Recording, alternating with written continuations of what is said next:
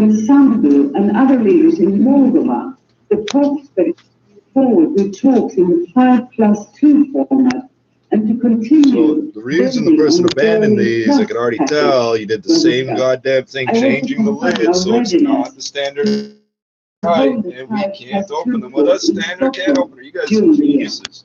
That's the way to build up repeat business. This was reiterated in my discussions with representatives from Trippz and was generally well received.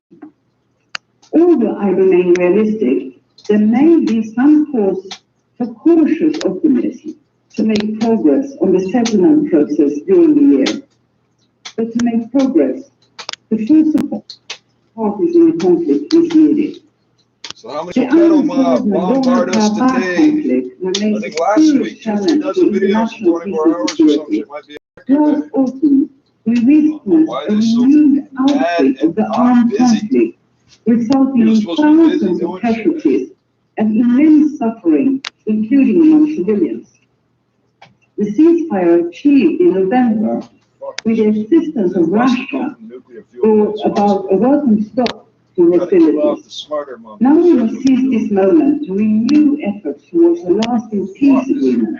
The OSCE has been given the international mandate to lead this process under the auspices of the OSCE Minsk Group co-chairs. As chairperson, I fully support their continued engagement in the peace process, and I will use my visit to Baku and Yerevan next week to express my expectation that the sides recommit to talk on a sustainable political solution.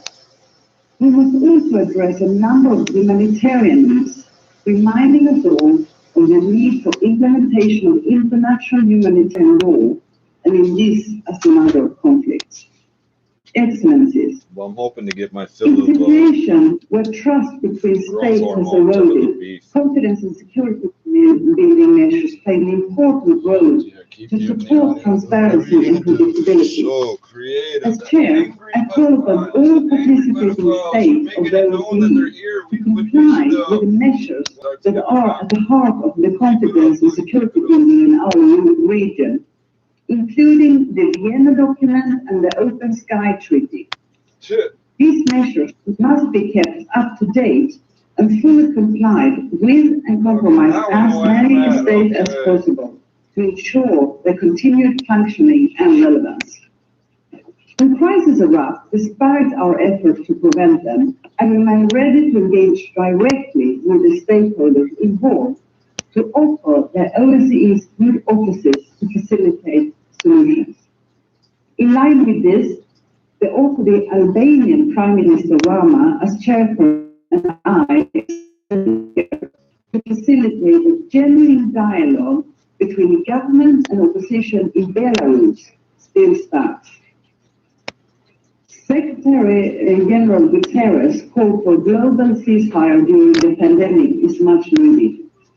The adoption of the resolution 2352 on the 1st of July 2020 and the resolution 2565 on vaccine access in conflict area shows the importance of this council attaches to combating the pandemic and resolving conflicts. It is my strong wish to see this resolution implemented to support peace efforts in the OSCE region. Unfortunately, the pandemic had added another layer of challenges by putting strains on open society. During this last year, we have seen a backsliding for human rights in the OSCE region, as we have seen elsewhere. The Swedish chairpersonship will emphasize the right to the freedom of expression and the freedom of media, as well as other democratic which our states have committed to respect. As chair, our efforts will be carried out in our support of and will complement to the important work done by the Office for Democratic Institutions and Human Rights, ODIHR, the representative of freedom of the media, and the High Commissioner for National Minorities. Excellencies, as chair, we will draw on the expertise of civil society to ensure that their contributions inform all aspects of security. Before this meeting, I met with civil society organizations from across overseas regions, including from countries affected by unresolved conflicts, to exchange views on the women, peace and security agenda. The one side hasn't filled out the other side yet. For sexual and gender-based violence prevails, and that the pandemic's negative effects on women's economic and social rights are especially hard felt those in already vulnerable situations. The meeting reconfirmed my conviction of the need to involve civil society organizations in conflict resolution and peace building, to engage women in all parts of the peace process, to civil society actors. Here, close cooperation between United Nations and the OSCE in the field can make a difference. Our strong focus on advanced security agenda will continue in the same spirit as during our tenure in the United Nations Security Council in 2017 to 18. On this agenda, we also plan to work together with UN Women, including on how to promote women's economic empowerment in our region. I have appointed an advisory group of experts on these issues, which has its first meeting at the end of February. Through their support, I hope that our work to mainstream the agenda will gain further momentum and continue long after we have passed the platoon, Poland, and successive OSCE chairs. Excellencies, in the period ahead, I plan to visit OSCE field presence across our region from Southeastern Europe to Central Asia. I will continue to highlight the priorities outlined here today while seeking common solutions to the challenges facing our region. We will continue to work for enhanced collaboration between the United Nations and the OSCE. Throughout the year, you can count on our commitment and all efforts to defend and advance the OSCE agenda of peace, prosperity, and respect for human rights. Thank you very much.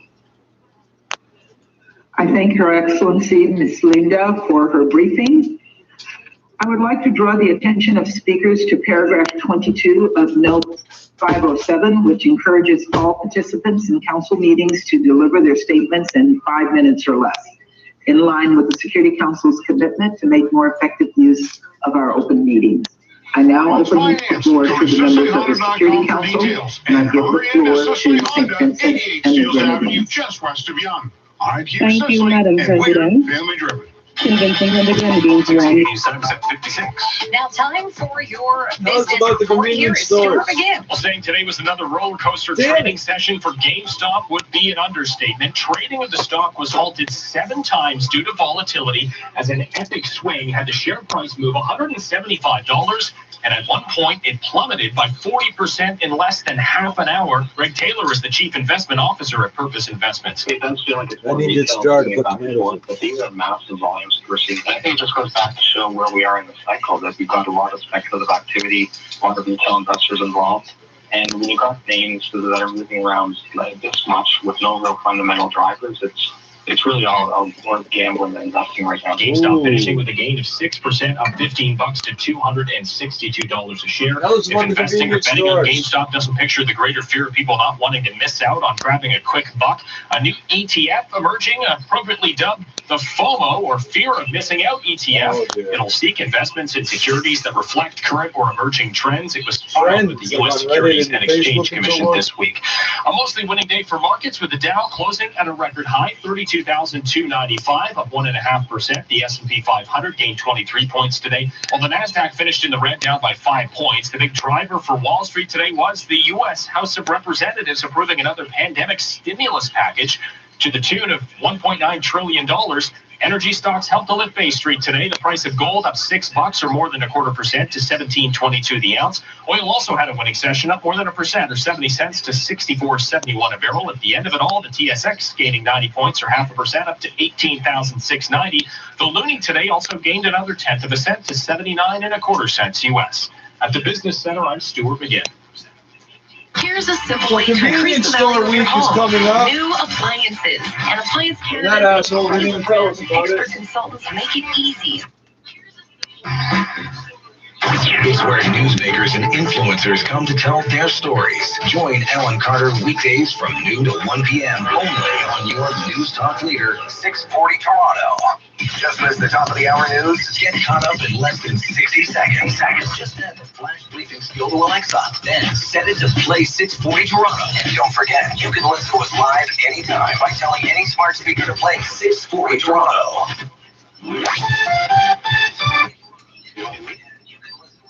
But can't miss a single sniper cell. NHL Live has hundreds. C'est 6 heures. Ici Radio-Canada Première. 6 heures. Vous écoutez ici Radio-Canada Première. Du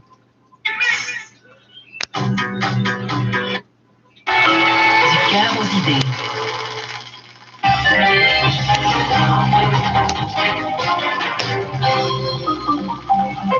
Bonsoir, ici Brigitte Lévesque. Le premier ministre Justin Trudeau est à nouveau sur la sellette à propos des allégations d'inconduite sexuelle contre l'ancien numéro 1 de l'armée, Jonathan Vance. Pour la première fois depuis une semaine, Justin Trudeau reconnaît que son bureau était au courant depuis 3 ans que des informations à ce sujet avaient été transmises au ministre de la Défense par l'ombudsman militaire de l'époque. Les explications de Christian Noël. Que savait Justin Trudeau sur les allégations contre le général Jonathan Vance et depuis quand? Vendredi dernier, il admettait que son ministre savait depuis 3 ans, mais pas lui. Les allégations que par le travail des journalistes. À la période des questions, l'opposition ne lâche pas prise. Le conservateur Pierre Paulus. Est-ce que le premier ministre essaie de nous faire croire que le greffier du conseil privé lui a caché les faits et que l'ombudsman a menti? Après une semaine sur la défensive, le premier ministre modifie sa version des faits. Mon bureau était au courant de la directive du ministre au ombudsman. Mon bureau et moi-même avons été mis au courant des détails des allégations dans les 7 a.m. Beijing time. L'opposition Examining the events that impacted and shaped China and the rest of the world. This is the Beijing Hour, 1 hour of news and information brought to you every weekday. Now here's your host, Shane Bigum on this Thursday, March 11th, 2021. You're listening to the Beijing Hour, live from the Chinese capital. On today's program, the annual gathering of China's top political advisors is wrapped up. Norway is leading the way for a transition to zero emissions in transport. U.S. President Joe Biden is expected to hold a virtual meeting with leaders of Japan, India, and Australia. In business, China's plans to cut its deficit to GDP ratio. In sports, Thomas Bach has been re-elected as IOC president. In culture and entertainment, digital copies of China's cultural treasures. Now the day's top stories. The annual gathering of China's top political advisors is wrapped up. The 4th session of the 13th National Committee of the Chinese People's Political Consultative Conference concluded on Wednesday afternoon. Xi Jinping and other Chinese leaders attended the closing meeting at the Great Hall of the People in Beijing. Top political advisor Wang Yang delivered a speech. A resolution on a National Committee work report and a political resolution on the annual session were approved at that meeting. The National People's Congress is wrapping up in Beijing, bringing an end to one of the most important political events in the country. Fei spoke with deputies and experts on how the legislature revises laws. Deputy Huhe Batia from Inner Mongolia Agriculture University has been focusing on how infectious diseases transmit from animals to humans for decades.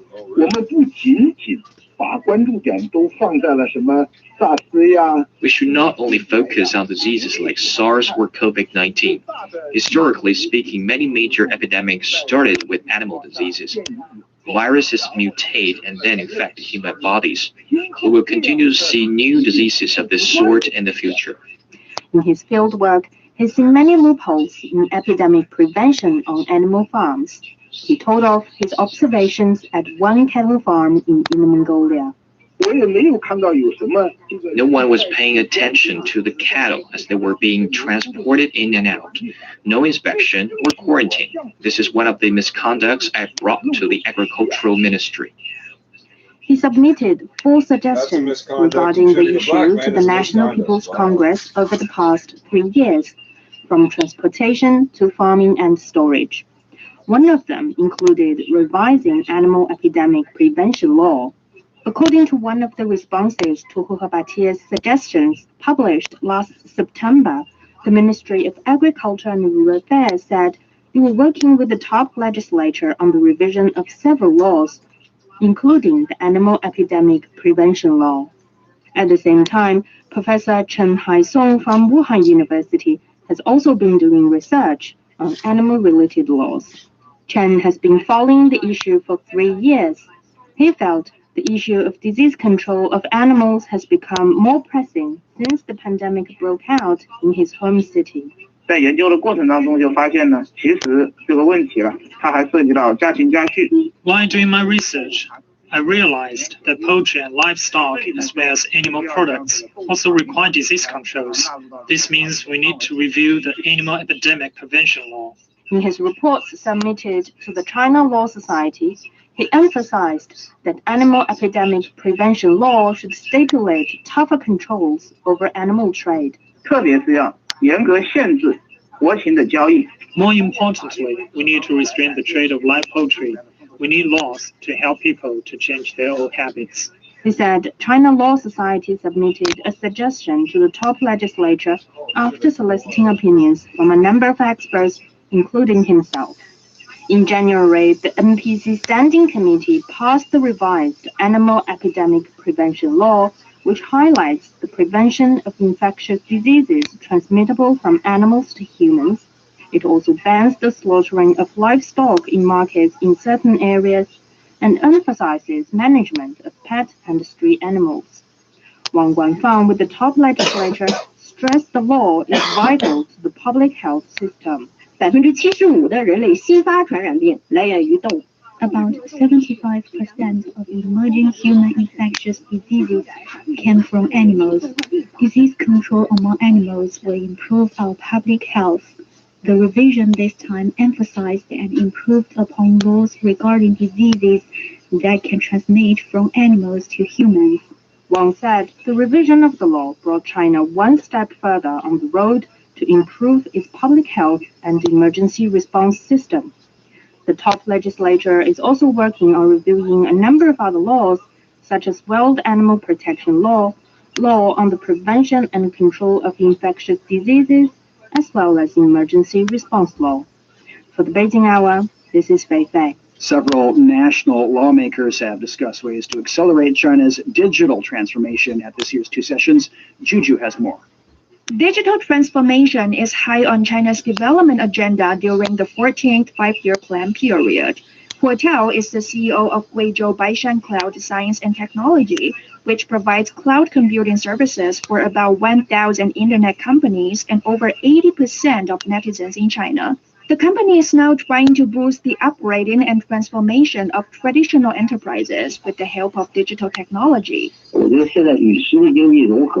think integration with the real economy is vital for the development of cloud computing and big data technologies.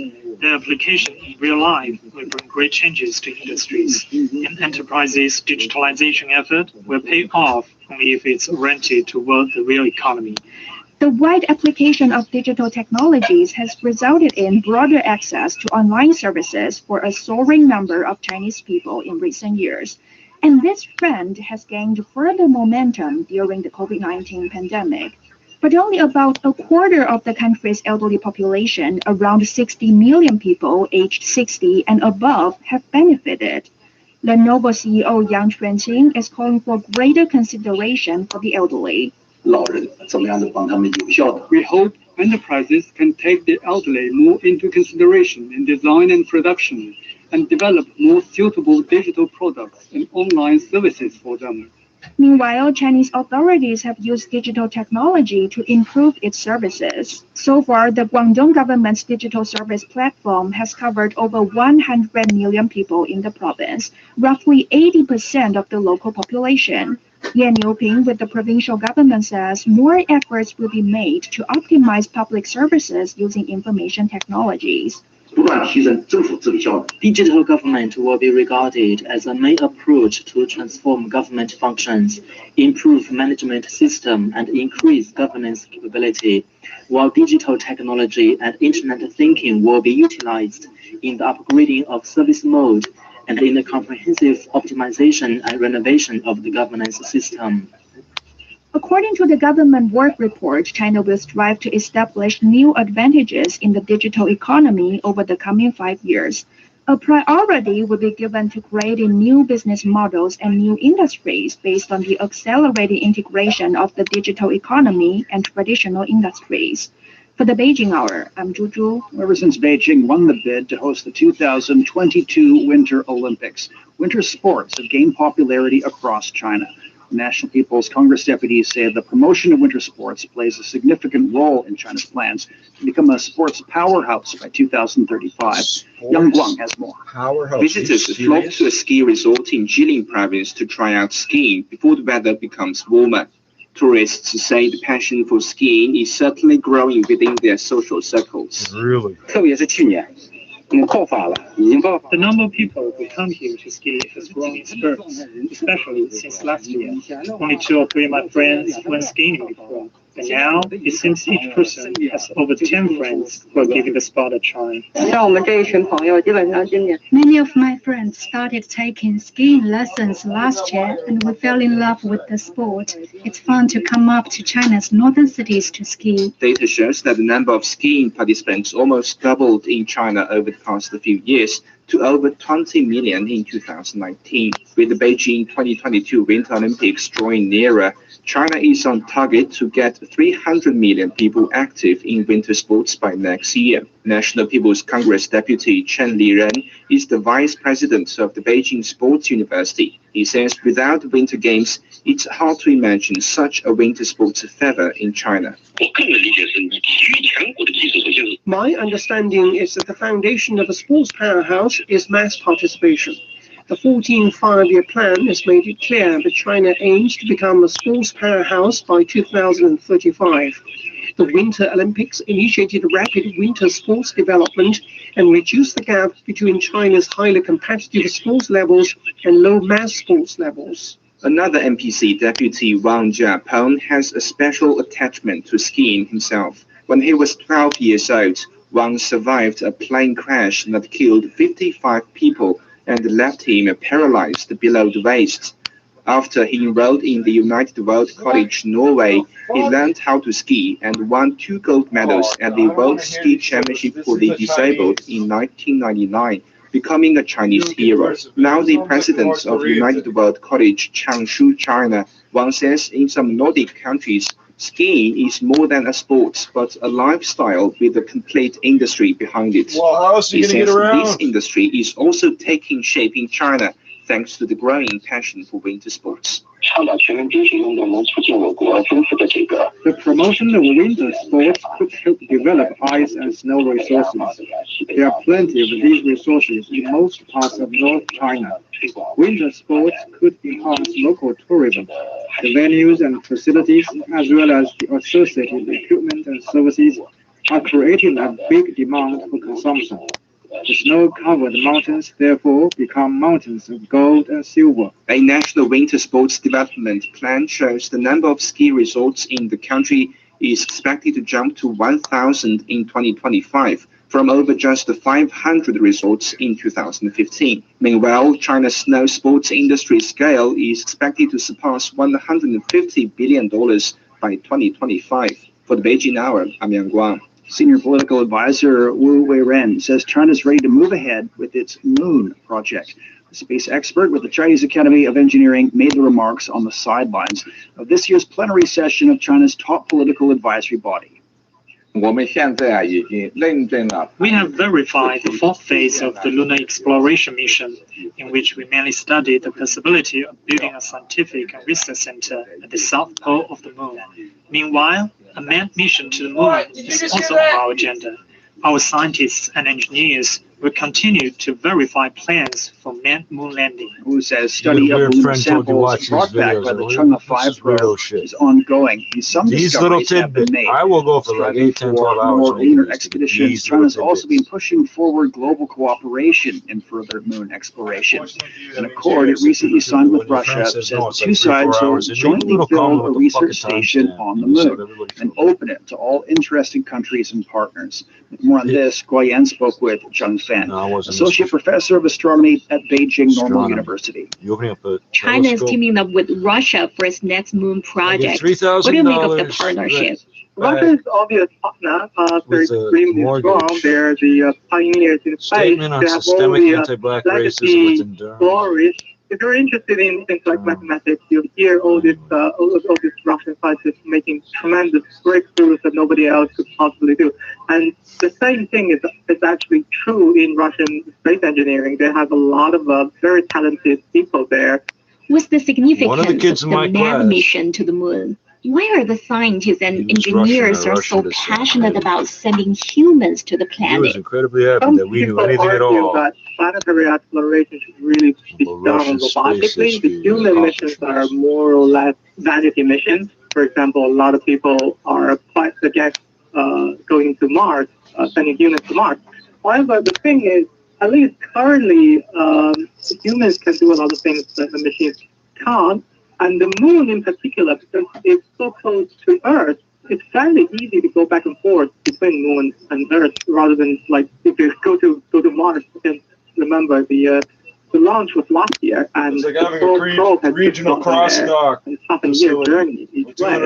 In principle, you can utilize the moon just like you build a satellite, because the moon is actually a satellite of Earth, but it's a very large one. So you can use it kind of like a man-made satellite, but you can put extremely large stuff on it, and you can keep going back and forth and update and change things on there. And hey, so, there's nothing apparently alive on that one, so it won't matter fucking up a little bit. Atmosphere and human activity about the other planets with like viral contamination. Your signals, so you can do really good astronomy on the moon, and you can do other sort of sciences and look for resources on the moon, and all of that. It will be much easier if you can have humans at least go like periodically.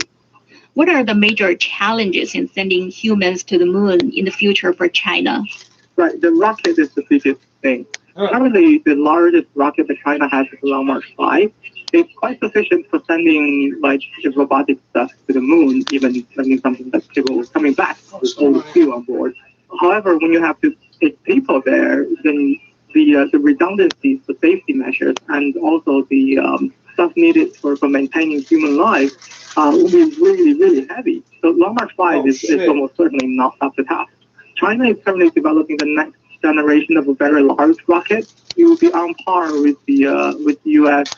Space Launch System SLS, which will fly later this year. So China's one will be a bit delayed from that. But it is currently under development, and even before that, there might be a possibility that people are at least looking at the possibility that's one of the reasons. It's better he's saying it in English and Chinese. 5 rockets together in the way that's similar to how the SpaceX bundles 3 Falcon 9 into a Falcon Heavy. So that's easier, but it's a safety margin on that because of the vibrations of 3 things. It's more complicated. That was Zheng Fan, Associate Professor of Astronomy at Beijing Normal University. Fisheries officials say China has more than 4.5 million fish farmers, producing nearly 2/3 of the world's cultured seafood. Reporter Xu Yuan spoke to CPP-CC member Mai Kongsen, who is also the Honorary Dean of Fisheries College at Ocean University of China. She starts by asking of the significance of aquaculture in China's food security. In China, agriculture plays an important role in the supply. I emailed these people a ecological podcast. Scientist in America, Lester Brown, who published a book, Who Feed China. He believes agriculture in China is one of the biggest contributions to the world in the modern times, because the scale and the feeding efficiency of agriculture is the highest in all animal production. So for the huge population of China, agriculture is very important. Then how about the inland fisheries development in China? How large is the market, and has this potential been fully realized? In fact, China has a very long history, over than 3,000 years. And the agriculture started in China is from the inland. Today, inland agriculture still take a huge part of the total production of China, more than 50%. I believe about 26 million tons a year of fish and crustaceans. So fresh culture in China is provide more than 50% of agricultural products in the market. In China today, most of the inland water resources has been used for agriculture. So for the future, China, the species of agriculture may be able to open up the new area, like saline, alkaline land, or deep sea ocean. Report shows Chinese demand for seafood will continue to grow. Then how could we better utilize the fishing industry in ensuring food security, in fighting hunger and poverty, and even promoting the rural development in the country?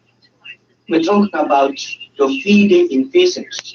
In all animal production, agriculture is so-called highest feeding resources.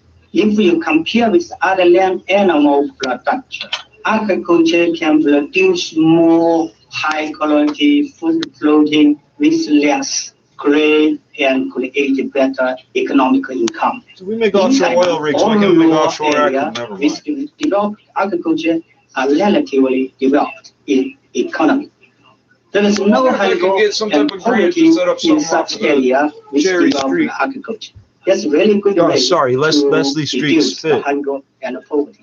If I give you an example, like in Yunnan province, some countries is very secure before, but introduce the agriculture in that area, the economic better off very quickly.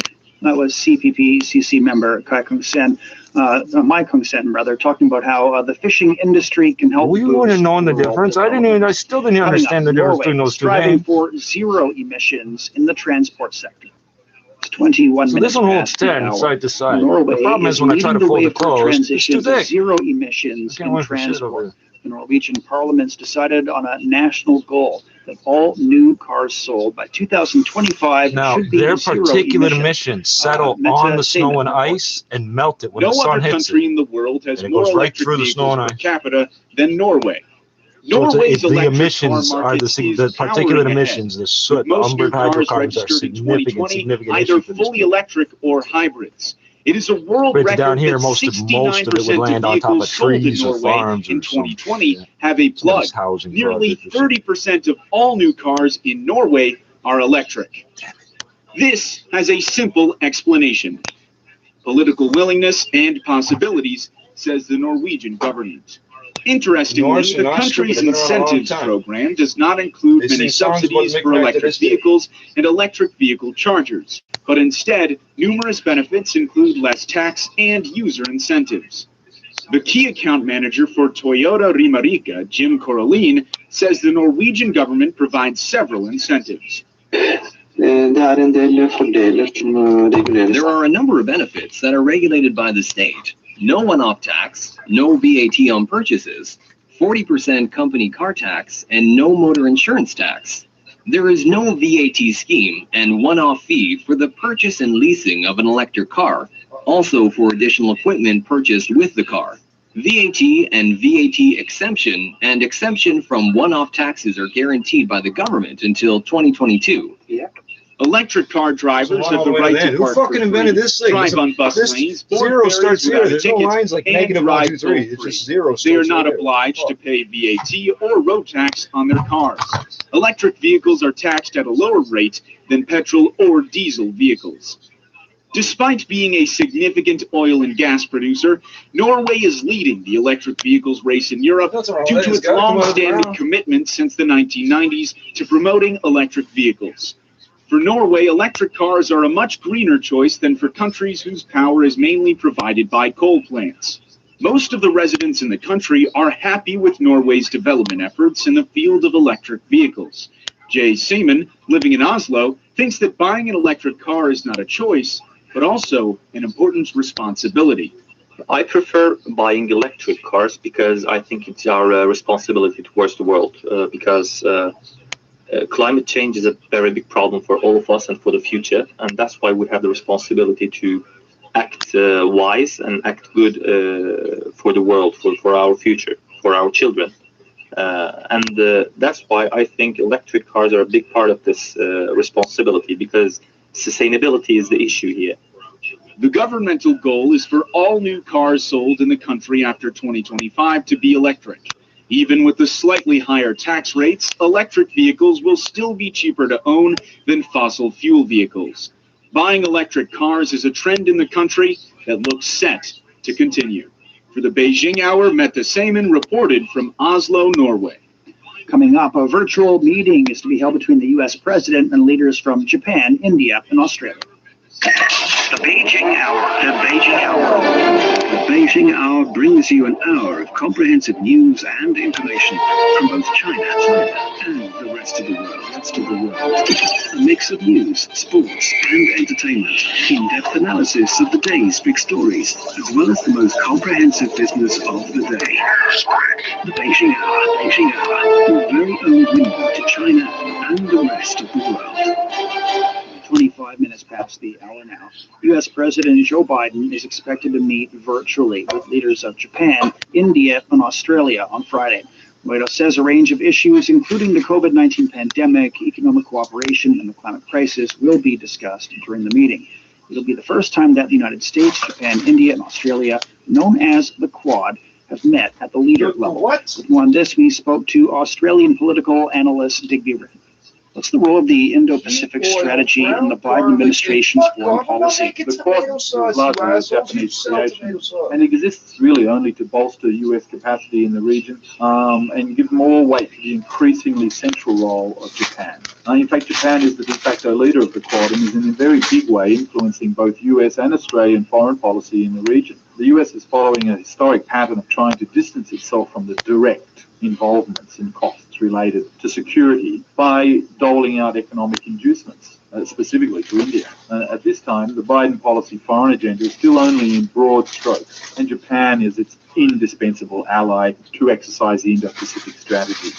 Japan, of course, brings lots of military capacity, fighter aircraft, etc. But look, the potential of deepening relationships, strategic defense partnerships with India. Now that is what I think everybody really wants. So it's as many as economic inducements as possible and try to get India to be aligned, to break its historic non-aligned role and to align with the US and Japan and obviously Australia. That was Australian political analyst Digby Rinn talking about the upcoming virtual meeting between leaders of the US, Japan, India, and Australia. An event marking 10 years since the Great East Japan earthquake and tsunami has been held. The disaster happened on March 11th of 2011 and left 18,400 people dead or missing. United Nations Special Representative Mamie Mizutori stressed the importance of disaster preparation.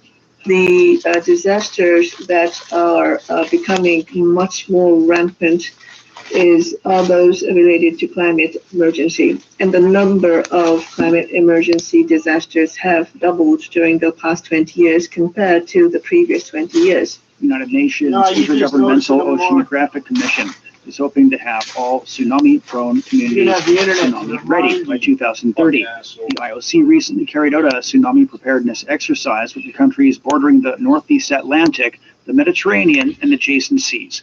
A similar exercise planned for the Caribbean for tomorrow, March the 12th. The U.S. House of Representatives has approved a landmark $1.9 trillion COVID-19 relief bill aimed at giving a financial boost to Americans and businesses. The House gave final congressional approval to the sweeping package on party lines 220 to 211, giving President Joe Biden his first major victory in office.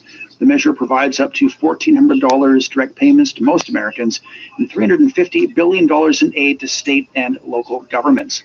Republicans said the bill is too costly and does not sufficiently target those who are in need of assistance the most.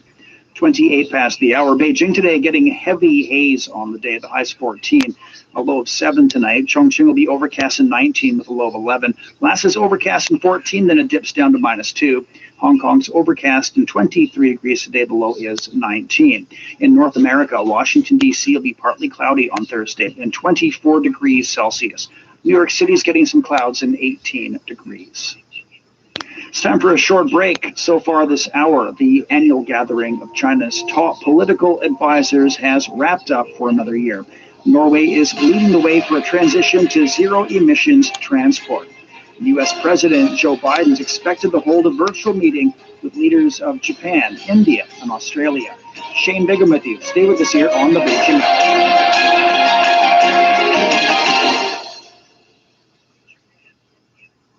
Examining the events that impact and shape China and the rest of the world. This is the Beijing Hour, 1 hour of news and information brought to you every weekday. Now here's your host, Shane Bigham with you on this Thursday morning. Still to come in business, China's plans to cut its deficit to GDP ratio. In sports, Thomas Bach's been re-elected as IOC president. In culture and entertainment, digital copies of China's cultural treasures. There are several ways to contact us. You can talk to us on Twitter at The Beijing Hour or visit the Beijing Hour page on Facebook for more news, videos, and analysis. Fuck off, you don't have... Today's headlines. The Chinese president has sent a message of sympathy to Syrian President Bashar al-Assad. It's like, let's say there was no electricity in Canada. The internet was shut down. You still heard on the AM radio every day. Check Canada.ca every day Chinese for government and updates. people firmly They would support still the keep telling us to do it, anti-pandemic even if it efforts was of the Syrian government and people. The fourth session of the 13th National Committee of the Chinese People's Political Consultative Conference, China's top political advisory body, concluded on Wednesday afternoon. Xi Jinping and other Chinese leaders attended the closing meeting at the Great Hall of the People in Beijing. Great Hall, Political advisor Wang Yang delivered a speech.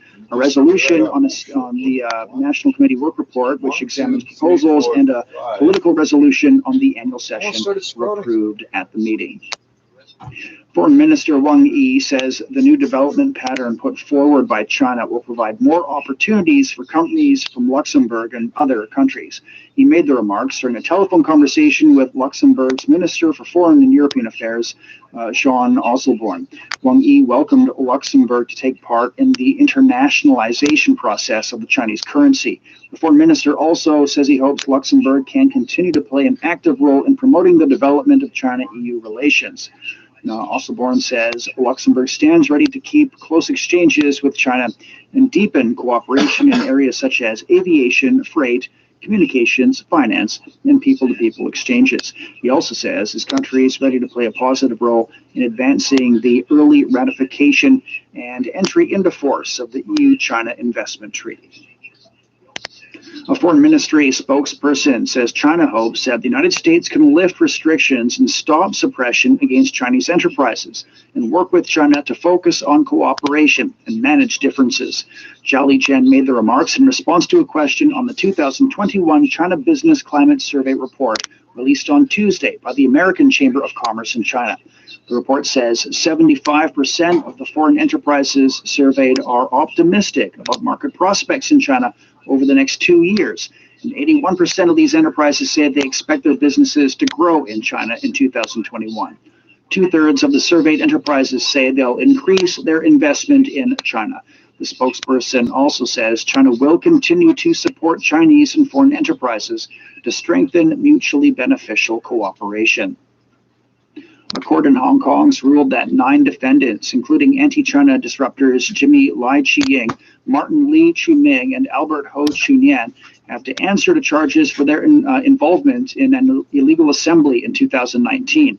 They were charged with organizing and participating in an unauthorized assembly in August of 2019. During a trial on February the 16th, Ao Nok-hin pleaded guilty to 2 charges and Lung Yo-chung to 1 charge of participating in an unauthorized assembly. The other 7 people, including Lai, have pleaded not guilty. The legal proceedings will continue later on today. An event marking 10 years since the Great East Japan earthquake and tsunami has been held. The disaster happened March 11th, 2011, and left 18,400 people dead or missing. United Nations Special Representative Mamie Mizratori stressed the importance of disaster preparation. The disasters that are becoming much more rampant are those related to climate emergency. And the number of climate emergency disasters have doubled during the past 20 years compared to the previous 20 years. United Nations Intergovernmental Oceanographic Commission is hoping to have all tsunami-prone communities tsunami ready by 2030. The IOC recently carried out a tsunami preparedness exercise with the countries bordering the Northeast Atlantic, the Mediterranean, and adjacent seas. A similar exercise is planned in the Caribbean for tomorrow, March the 12th. The U.S. House of Representatives has approved a landmark $1.9 trillion COVID-19 relief bill aimed at giving a financial boost to Americans and businesses. The House gave final congressional approval to the sweeping package on party lines, 220 to 211, giving President Joe Biden his first major victory in office. House Speaker Nancy Pelosi. Today, we have a decision to make of tremendous consequence, a decision that will make a difference for millions of Americans, saving lives and livelihoods. The measures provide up to $1,400 direct payments to most Americans and $350 billion in aid to state and local governments. Republicans said the bill is too costly and does not sufficiently target those who are in need of assistance the most. House Minority Leader Kevin McCarthy says the bill gives more money to special interests but spends less than 9% on defeating the coronavirus.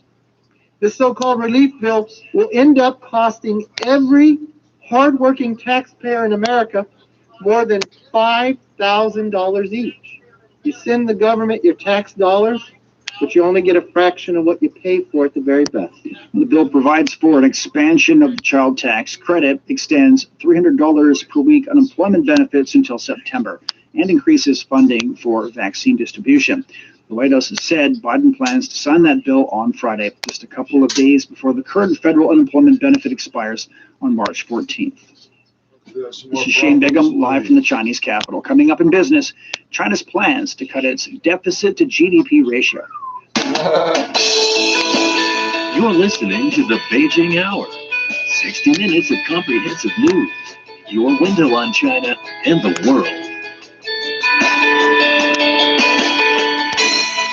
37 minutes past the hour now. Turning to business and starting with the markets, U.S. stocks finished mixed on Wednesday after the House passed a COVID-19 relief bill. The Dow Jones jumped 1.5%. The S&P 500 rose by 0.6%. The Nasdaq decreased less than 0.1%. The U.S. House of Representatives has approved the final version of the $1.9 trillion COVID-19 relief bill, sending it to President Joe Biden's desk for his signature.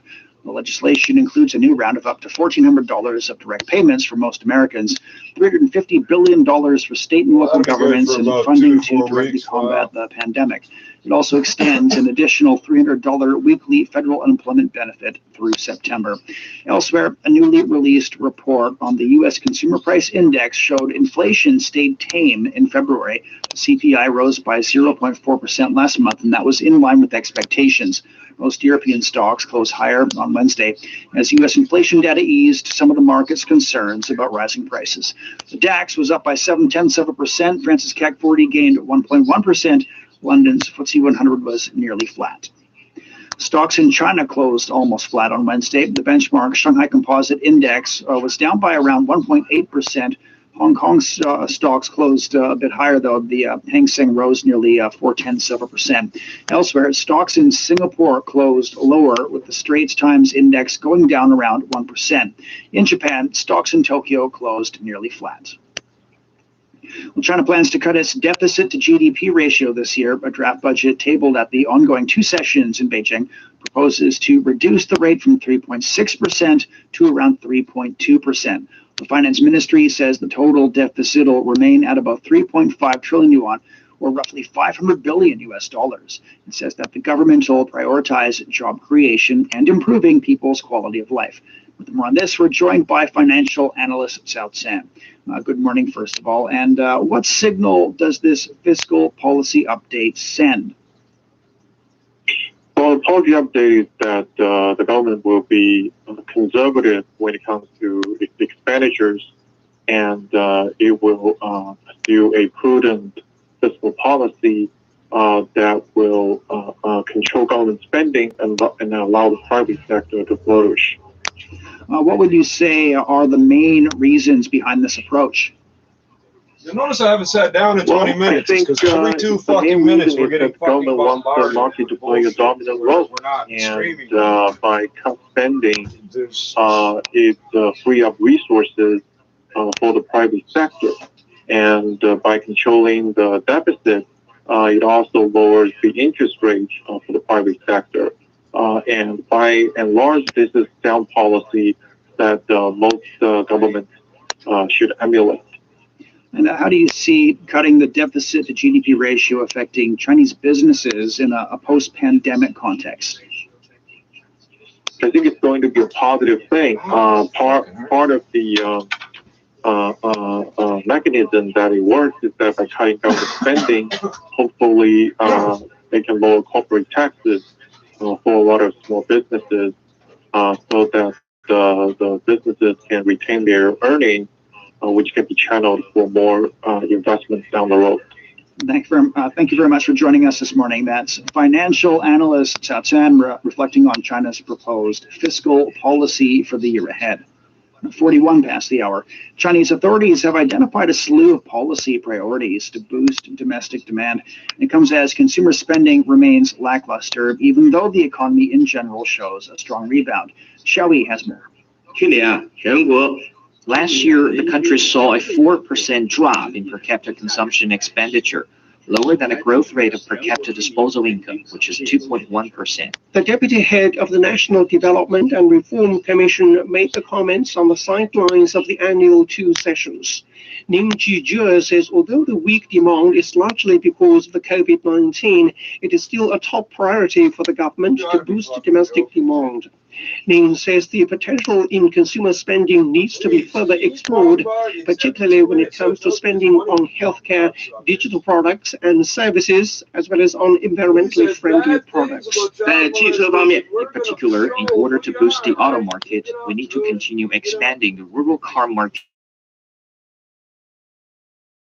and encouraging upgrades.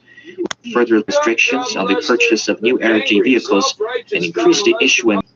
China produced nearly 1.5 million units of new energy vehicles last year, posing a 17% annual increase.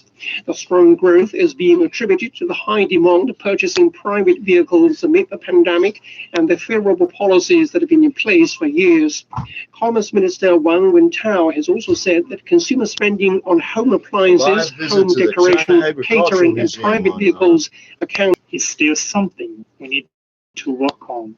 Meanwhile, in the realm of domestic investment, which is another aspect of the domestic demand, the central government has earmarked over 600 billion yuan, or around $90 billion this year, to renovate old living communities, rural basic infrastructures, and kickstart other key projects.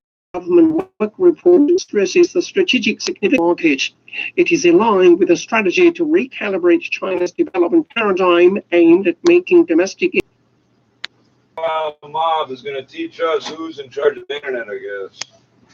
They've been learning about it the last year or 2, yeah? Your connection is unstable. Sure. Did you think I was going to press, right? Which one did you pick? Not the same one I pressed. Oh, you're good. Wow, I'm impressed. I got other shit to do, eh? Like, I'm really only keeping this video running because you've shown such an interest in trying to stop it. You're fucking angry. In front of us. Okay. Yep. Time, what we heard there from Tucker Carlson, not true, but it is how people are hearing it. Just a few seconds left, David. But so many instances of brutality against protesters and even journalists. That's night and day. It's real question here. But thanks for showing us this one. Oh, turn it off. Thanks. Thanks, Childster.